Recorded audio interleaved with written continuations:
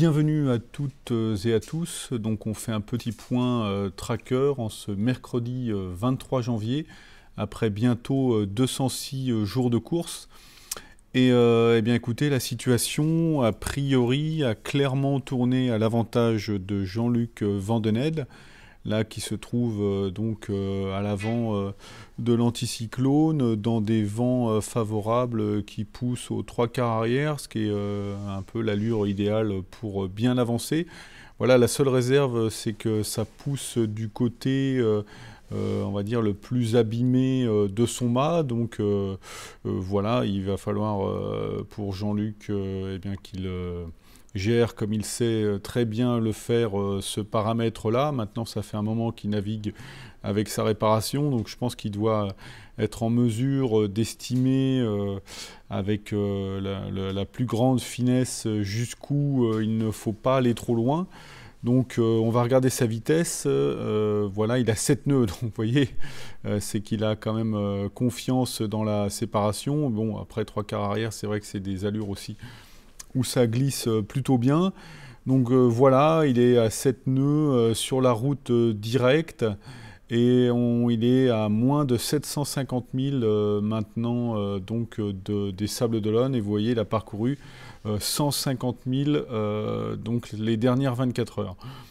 Ça veut dire qu'il se pourrait que notre ami Jean-Luc eh bien, arrive un peu en avance des prévisions qui avaient été initialement données, et il pourrait donc voilà, présenter ses étraves aux alentours du 28 janvier, même si la dernière journée a priori s'annonce un petit peu plus calme.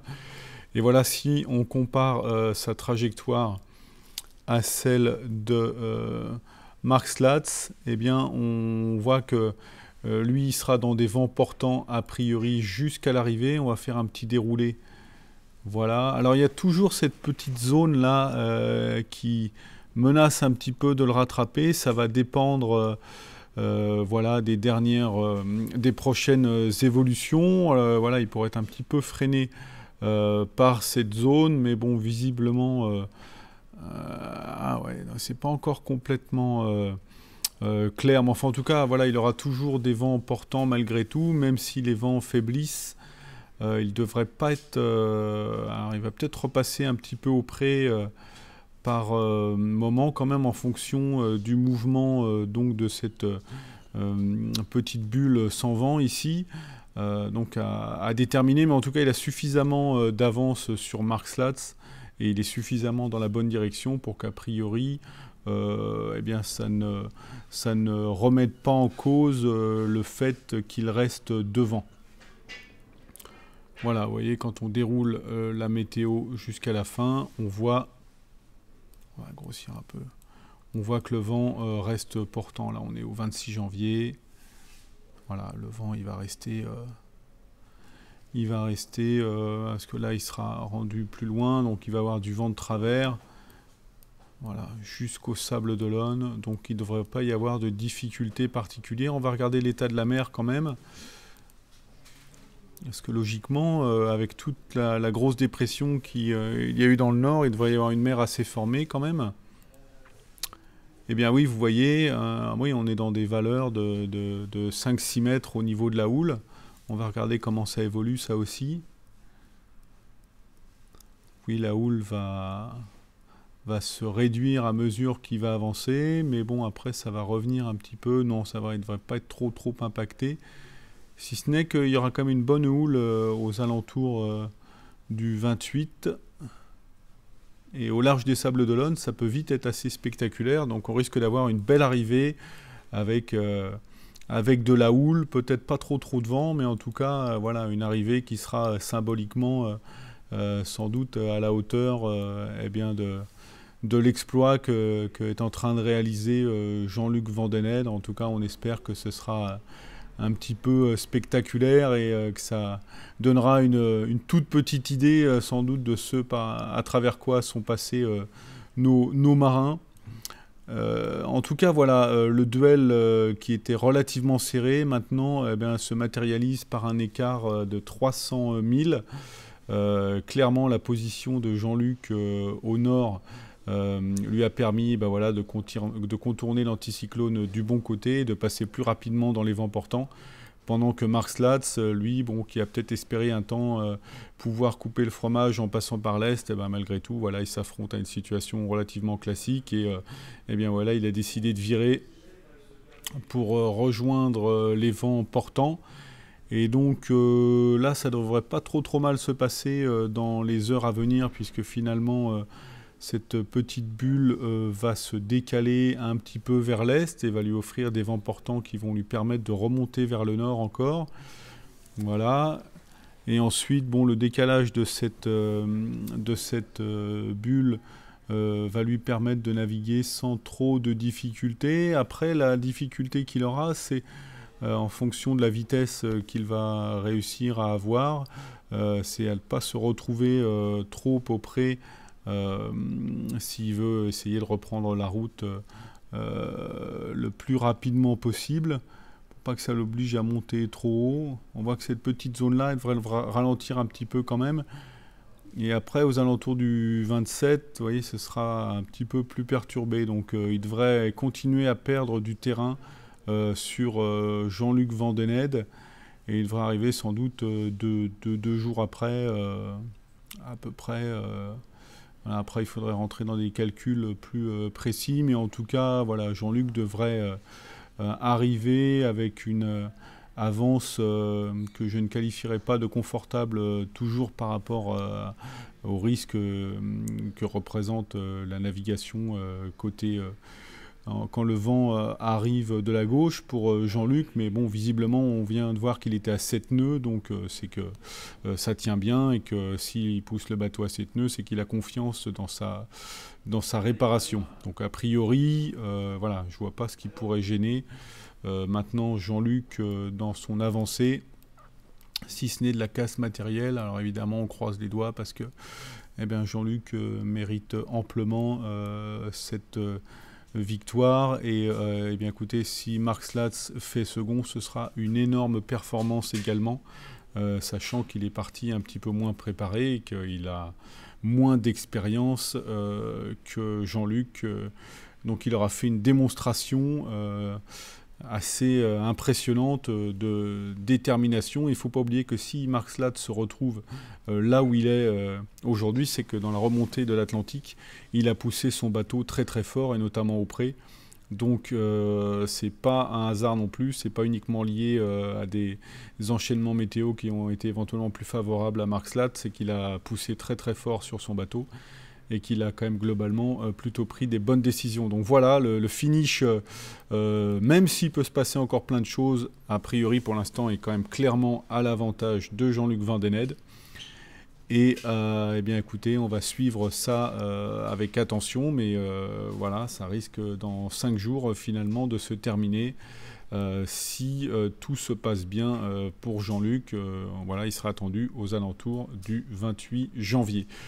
On va descendre un petit peu donc maintenant dans l'Atlantique Sud pour retrouver nos deux skippers Uku Randma et István Kopár. Donc Uku Randma, l'Estonien, lui qui a, vous voyez, quand on regarde sa route, qui a une progression erratique pendant de nombreuses journées là au large du Brésil, dans le sud du Brésil. Elle a vraiment souffert, pendant que István Kopár, lui, remontait plus près des côtes dans un flux qui l'a beaucoup porté jusqu'ici.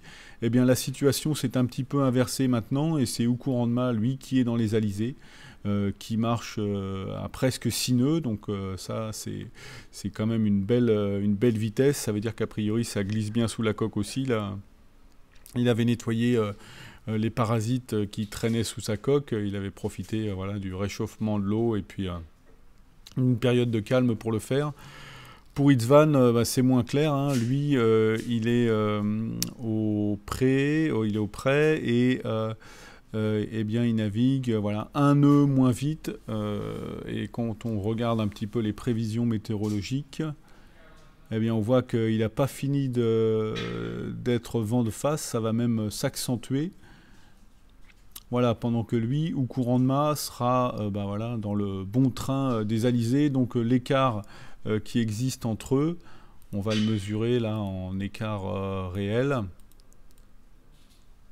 Et bien voilà, il est à peu près de 670 000. Et bien, il devrait augmenter, dans les jours qui viennent. Donc voilà, le match que nous imaginions entre Oukou, Ranma et István Kopár va peut-être se dérouler, mais ce ne sera pas nécessairement pour tout de suite. Ça va dépendre un petit peu de l'évolution de la météo, mais en tout cas, voilà, pour Oukou, Ranma, dans les jours qui viennent, voyez, on va regarder un petit peu, le régime d'Alizé se maintient, et donc eh ben, il devrait remonter vers l'équateur, là, sur ce même bord, pendant plusieurs jours. Voilà, sans aucune difficulté. Et on voit que pour István Kopár, eh ben, ça sera beaucoup plus compliqué. Là, on va revenir donc à aujourd'hui, 23, vous voyez, donc là, du près. Après, il va lui aussi toucher les prémices des alizés. Le vent va s'orienter de façon un peu plus favorable. Donc voilà, il devrait récupérer le régime des alizés, lui, un petit peu plus tard. Et bien, comment dire, remonter à son tour directement vers le nord, mais il sera dans le sillage d'Oukou Ranma, sans doute à environ 800 000. Voilà pour nos deux skippers dans l'Atlantique Sud. Et dans le Pacifique, il nous en reste un, et vous voyez qu'il est dans des conditions météorologiques pas reposantes du tout. Il y a ce gros système là qui s'est développé sous lui, et Tapio l'avait anticipé en remontant vers le nord-est. Vous voyez la trajectoire de son bateau est pour le moins indirecte. Et eh bien écoutez, ça va en plus il doit passer au-dessus de ce point là pour respecter le règlement. Et non, en dessous, pardon. Et on voit que le système va continuer à se développer, mais il devrait lui souffrir encore une douzaine d'heures. Actuellement, il est dans des vents estimés entre 50 et 70 nœuds, et des vagues qui atteignent peut-être les 10 à 12 mètres. Donc vous voyez, c'est vraiment des conditions très très inconfortables avec son bateau bas sur l'eau. Mais bon, il a démontré depuis son entrée dans le Pacifique il avait une bonne capacité à gérer ce genre de conditions. On va regarder un petit peu, vous voyez là, un peu là on est dans des valeurs qui se situent au-dessus des 9 mètres de houle. Donc on va voir comment l'accompagne la houle. Mais voilà, il va rester dans une mer très très forte, au moins jusqu'au 24, et après ça va redescendre assez vite. Alors ce qui n'est pas nécessairement rassurant, parce que comme on l'a vu tout au long de ce tour du monde, eh bien quand le vent se calme mais que la mer reste très grosse, c'est souvent là que les vagues sont un petit peu plus déferlantes, un petit peu plus dangereuses, voire beaucoup plus dangereuses, et c'est là que les bateaux peuvent se faire coucher. Donc on espère que Tapio, évidemment, on croise les doigts pour lui, que ça va bien se dérouler. Mais voilà, pour revenir à ce qu'on observait tout à l'heure, le système va passer relativement vite. Et ensuite, ça va beaucoup se calmer. Quand on avance dans le temps, il devrait avoir du vent portant. Là, il y a une nouvelle dépression qui se présente, mais il devrait être relativement dans le nord de ce coup de vent. Et ensuite, voilà, ça va être un temps voilà, de grand sud assez classique, avec des vents portants et une houle située entre 5 et 6 mètres.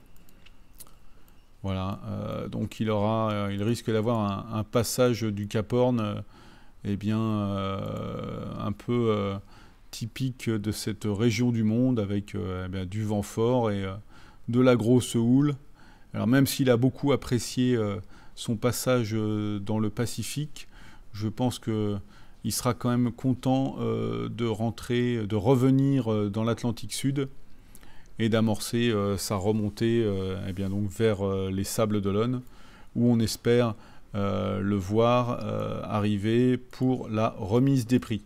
Donc voilà un petit peu pour la vue d'ensemble de ce point, donc en ce mercredi 23 janvier,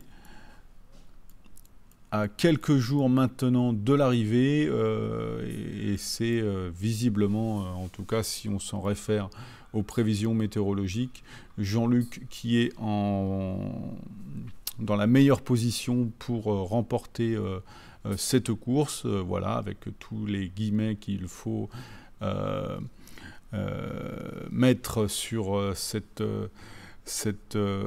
prévision du fait de la casse matérielle potentielle et de tout ce qui peut se passer sur une distance qui, à l'échelle d'un tour du monde, semble insignificative, mais 760 000 en bateau, ce n'est pas anodin du tout, et il peut se passer encore plein de choses. En tout cas, si tout se déroule on va dire normalement, Jean-Luc a clairement l'avantage. Donc merci pour votre attention.